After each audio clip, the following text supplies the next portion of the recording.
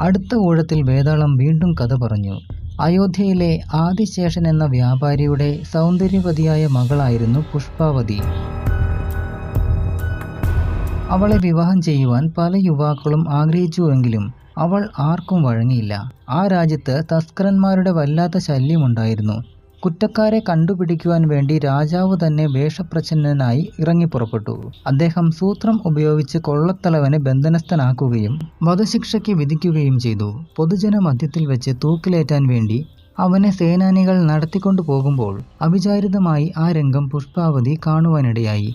കള്ളന്റെ തേജസ് കളിയാടുന്ന മുഖവും ആരോഗ്യ ദൃഢഗാത്രവും കണ്ട് അവനിൽ മതിമയങ്ങിപ്പോയി പെൺകുടി. സ്വതവേ പുരുഷവർഗത്തെ അപ്പാടെ വെറുത്തു വന്നിരുന്ന വർത്തകപുത്രി അവനിൽ അനുരക്തിയായി പോയി. താൻ ആ കൊള്ളത്തലവനെ വിവാഹം കഴിച്ചു കൊള്ളാമെന്ന് മാതാപിതാക്കളെ അറിയിച്ചു പുഷ്പാവതി. മകളുടെ നിർബന്ധം മൂലം വ്യാപാരി രാജാവിന് ഒട്ടേറെ ധനം കാഴ്ചവെച്ചു.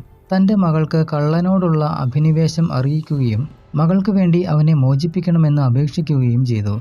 എന്നാൽ രാജാവിന് ഇതൊട്ടും സമ്മതമായിരുന്നില്ല.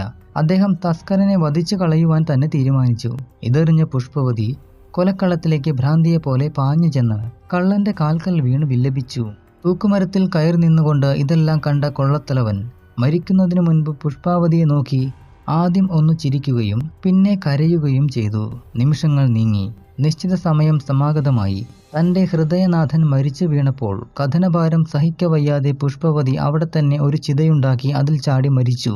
പാർവതി പരമേശ്വരന്മാർ ഈ നിസ്വാർത്ഥ പ്രേമത്തിന്റെ ദുരന്തം കണ്ട് പുഷ്പാവതിയെയും കൊള്ളത്തലവിനെയും ജീവിപ്പിക്കുകയും അവരെ വിവാഹിതരാക്കുകയും ചെയ്തു. അങ്ങനെ ആനന്ദകരമായ ജീവിതം ആരംഭിച്ചു അവർ.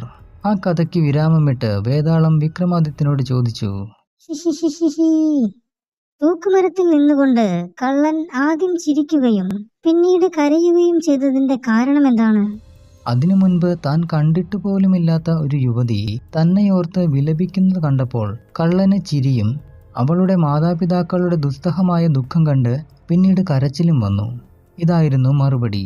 വിക്രമാദിത്യൻ പറഞ്ഞു കഴിഞ്ഞയുടനെ വേതാളം തോളിൽ നിന്നും ഇറങ്ങി ഓടി മറഞ്ഞു. അടുത്ത വേളയിൽ വേതാളം തുടങ്ങി.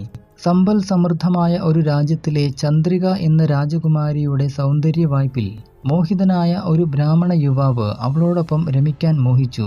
അയാൾ അതിന് ഒരു മുനിയുടെ സഹായം തേടി.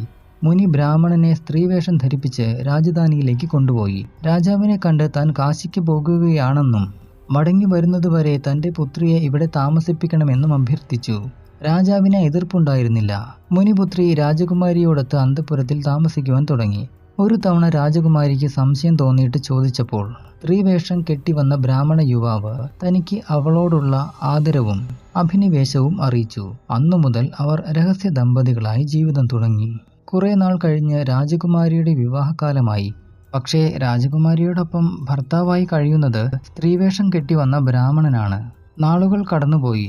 ഈ കാര്യമെങ്ങാനും രാജാവ് കണ്ടുപിടിച്ചാൽ തന്റെ കള്ളി പുറത്താവാതിരിക്കാൻ രാജകുമാരി തന്റെ വ്രതപ്രാപ്തിക്കെന്ന് പറഞ്ഞ് ഭർത്താവിനെ പോലെ അവിടെ കഴിയുന്ന ബ്രാഹ്മണകുമാരനെ ഗംഗാസ്നാനത്തിന് പറഞ്ഞയച്ചു. ഇതിനിടയിൽ കാശിക്ക് പോയ മുനി രാജസന്നിധിയിലെത്തി തന്റെ മകളെ മടക്കി തരാൻ ആവശ്യപ്പെട്ടു.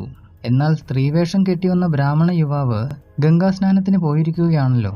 മുനിക്ക് തന്റെ മകളെ തിരികെ കൊടുക്കാൻ കഴിയാനാവാതെ നിസ്സഹായനായ രാജാവ് പകരം തന്റെ മകളെ മുനിയുടെ ശിഷ്യന് വിവാഹം ചെയ്തു കൊടുത്തു. പെട്ടെന്നാണ് ഗംഗാസ്നാനത്തിന് പോയ ബ്രാഹ്മണ യുവാവ് അവിടെ എത്തിയത്. സംഭവമറിഞ്ഞ ബ്രാഹ്മണൻ ചന്ദ്രികയെ തനിക്ക് ലഭിക്കേണ്ടതാണെന്ന് പറഞ്ഞ് വാദം തുടങ്ങി. രാജകൊട്ടാരത്തിൽ ആകെ കോലാഹലം.